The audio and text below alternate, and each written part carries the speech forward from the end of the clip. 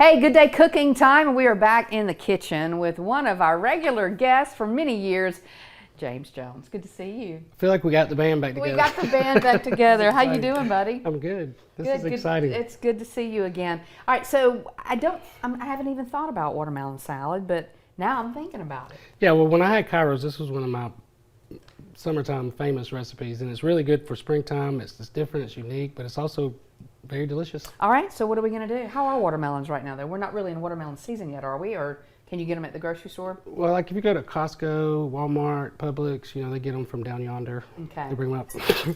But I'm not going to get them in Alabama yet. yeah, they're not local, Okay. but they're still, Okay. still- they're not as good, but they're Okay. So we're going to start with, we're going to make a little sauce for this. We've got probably about a cup of red wine vinegar. Okay. And then we're going to do about a quarter cup of olive oil. And it's not like meant to be like saucy like coleslaw, but it just gives it a little bit of a dressing to it.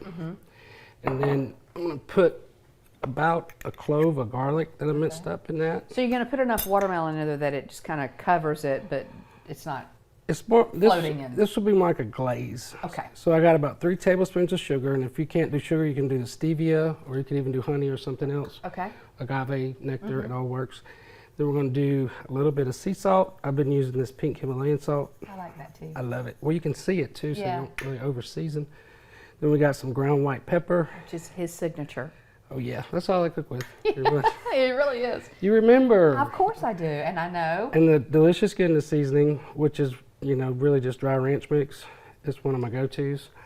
And then you just want to mix that up, really just enough to get the sugar to start to break down. And that's going to be like our dressing. Now, do you make that ahead of time or right before you want to do it, or does it matter? It doesn't matter. Okay. I mean, it just takes a second, so I would probably do Okay. it right then. And then we've got watermelons. I went ahead and did a few. You just want to cube them up into like bite-sized pieces. Okay.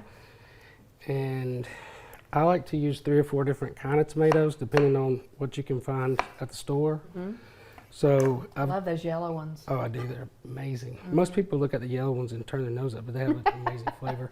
But I've got some heirloom tomatoes, the ones that are on the vine. I like to do the grape tomatoes because they're super sweet. And then I've got a yellow bell pepper. So those heirloom tomatoes, we've talked about that. The ugliest tomatoes can taste the best, Yes, don't they? I've just learned about that in the last couple of years. It was actually one of my neighbors brought me a tomato plant that came up on accident in his yard, and it came from heirloom seeds. So Okay. having those made me love them. Then we got red onion that we sliced up thin. I know that you don't like onion raw. No, but I know that it gives it the flavor that I do like for the salad, and I can pick out the onion, right? It does. I try to do them thin, but not too thin, so that if you don't like onions, you can just pull them Yeah. out. And then to that, we're going to chop about 2 green onions. Okay. And you're from the South, some people say, use the white part or the green. So I always How use did you know both what I was thinking? because you're from the South. All right, we got about 30 seconds. So. All right, we're going to add that into that.